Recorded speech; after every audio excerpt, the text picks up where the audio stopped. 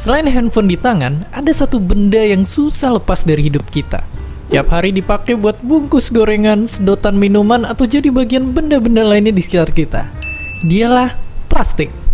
Benda ringan yang karena kuat dan praktisnya bikin disukain sama banyak orang.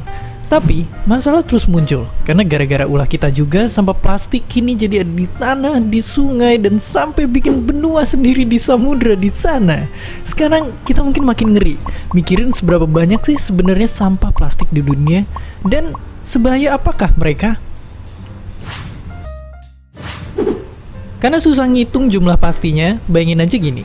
Tiap tahunnya ada ratusan juta ton plastik yang diproduksi dan 8 juta ton sampahnya dibuang ke lautan. Itu sama aja kayak buang 20 pesawat Boeing 737 setiap jamnya. Dan bayangin juga kalau butuh ratusan bahkan sampai selamanya buat plastik untuk bisa terurai sempurna. Artinya kalau dia terus begini, bakal ada 12 triliun ton sampah plastik atau setara berat 24.000 gedung Burj Khalifa, bangunan paling tinggi di dunia, di tahun 2050 nanti. Jumlah itu bikin plastik yang berenang di air lebih banyak dibanding penghuni asli lautan. Sungguh mengerikan. Tentu dengar itu bikin kita ngeri setengah mati karena kiamat gara-gara dunia yang ketimbun plastik nggak terdengar keren sama sekali. Makanya ini mesti berhenti sekarang. Karena sampah-sampah itu bikin hewan-hewan di alam liar jadi menderita karena kita. Bahkan gak cuma itu aja, kita pun juga terkena bahaya yang kita buat sendiri karena nyatanya sampah plastik yang mengecil atau nama kerennya mikroplastik bisa dimakan oleh ikan yang nantinya masuk lagi ke perut kita sendiri, yang nantinya juga berpotensi nimbulin penyakit. Oke, sampah plastik emang jadi masalah besar dunia. Tapi ngomongin itu, kita juga terlibat karena faktanya Indonesia jadi penyumbang sampah plastik terbesar kedua di dunia.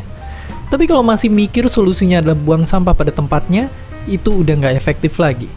Sekarang kita harus mulai ngurangin pakai plastik atau milih pakai plastik yang bisa digunain berulang kali. Buat makan atau minum, bawa tempat makan dan botol minum yang bisa dipakai ulang. Kalau beli barang belanjaan di luar, selalu bawa kantong belanja sendiri yang dari bahan yang bisa dipakai berkali-kali kayak katun atau kanvas. Atau kalau lagi kepengen banget pakai kantong plastiknya jangan langsung dibuang, karena siapa tahu bisa dipakai lagi. Tapi mau plastik atau bukan, semua barang yang kita pakai pasti ada masa akhir pemakaiannya, yang ujung-ujungnya harus dibuang juga. Makanya kita harus tahu tempat yang benar buat ngebuangnya. Ingat kalau sampah plastik buangnya ke tempat yang ada tulisan anorganik berwarna kuning. Kalau sampah bekas makan ke yang tulisan organik berwarna hijau.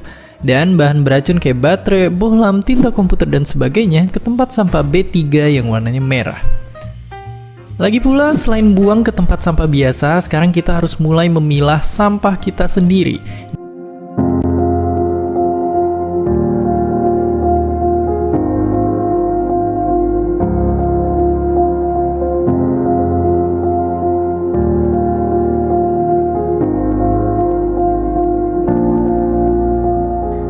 Dari World Economic Forum tahun 2017 menyebutkan 620.000 ton sampah plastik mencemari perairan Indonesia yang disebabkan oleh pengelolaan sampah kurang tepat. Ya, dampak negatif yang dihasilkan dari penggunaan plastik ini tidak hanya terjadi di perkotaan, namun juga memberikan dampak negatif di lautan.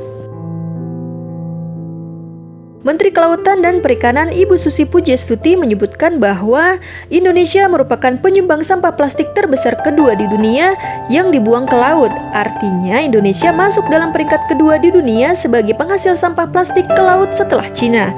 Diperkirakan 187,2 juta ton total sampah plastik di lautan Indonesia.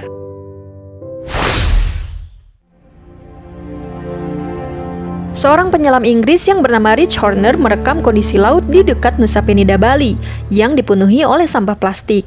Video yang sudah tersebar luas di internet ini menunjukkan betapa parahnya sampah di sebuah situs wisata di Indonesia. Sebelumnya, seorang fotografer bernama Justin Hoffman memotret kuda laut di perairan Sumbawa, Nusa Tenggara Barat. Foto kuda laut mini ini menjadi viral karena ada sampah tersangkut di ekornya. Dan masih banyak lagi hewan-hewan laut yang mati akibat sampah plastik. Karena tidak seperti manusia, hewan laut cenderung memakan apapun yang hanyut mengikuti arus, termasuk sampah plastik.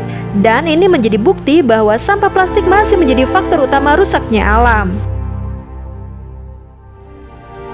Semua plastik ini pada akhirnya terurai, tetapi tidak akan hilang. Partikel-partikel plastik yang berada di lautan dimakan organisme terkecil seperti ikan. Lalu ikan kecil tersebut dimakan oleh ikan yang lebih besar lagi, dan ikan yang lebih besarnya lagi, sampai akhirnya akan berada di ikan yang kita makan dan berakhir di perut kita.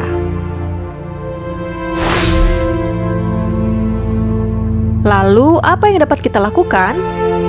Data juga menunjukkan bahwa rumah dan bisnis kecil tidak mempunyai pilihan selain membuang sampah dengan cara yang membahayakan lingkungan. Bahkan, 78% sampah plastik rumahan dibakar dekat dari rumah, 12% dibuang ke aliran air, dan 10% dibuang di tanah ataupun dikubur, yang akhirnya sampai ke laut. Namun, sejak munculnya pandemi COVID-19, Indonesia juga menghadapi masalah pada lonjakan sampah plastik yang disebabkan oleh ketergantungan besar terhadap layanan pengiriman makanan dan belanja online, sementara daur ulang sedang menurun. Data menunjukkan adanya kenaikan tajam hingga 70% dibandingkan sebelum pandemi, yaitu 23 ton per hari antara Maret ke Mei. Terkait dengan pengelolaan sampah, pemerintah telah mengeluarkan Perpres nomor 27 tahun 2017 tentang Jakstranas atau Kebijakan Strategis Nasional Pengolahan Sampah Rumah Tangga dan Sampah Sejenis Rumah Tangga. Pemerintah Indonesia telah menargetkan pengurangan sampah rumah tangga sebesar 30% di tahun 2025. Pengelolaan sampah khususnya di kota-kota besar Indonesia memang masih menjadi tantangan besar. Sudah sepatutnya seluruh elemen masyarakat berkolaborasi untuk menjadi bagian dari solusi atas masalah tersebut. Extended Stakeholder Responsibility atau ESR bisa menjadi solusi untuk menangani masalah sampah plastik dan kemasan yang lebih efisien karena melibatkan semua pihak seperti pemerintah, swasta, dan masyarakat pada umumnya. Lalu program Extended Producer Responsibility atau EPR sebagai bagian dari ESR dan bentuk keterlibatan pelaku industri pun perlu diterapkan. Kemasan bekas yang bersih dan pengelolaan sampah yang berkelanjutan adalah tujuan utamanya. Adapun penerapan praktik ekonomi sirkular yang mampu mengurangi jumlah sampah plastik dan kemasan dengan menggunakan kembali maupun mendaur ulang sampah pasca konsumsi agar tetap memiliki nilai. Melalui praktik ekonomi sirkular yang terintegrasi, target pemerintah akan pengurangan timbunan sampah mungkin tercapai dan bisa memberikan manfaat ekonomi, sosial, dan lingkungan.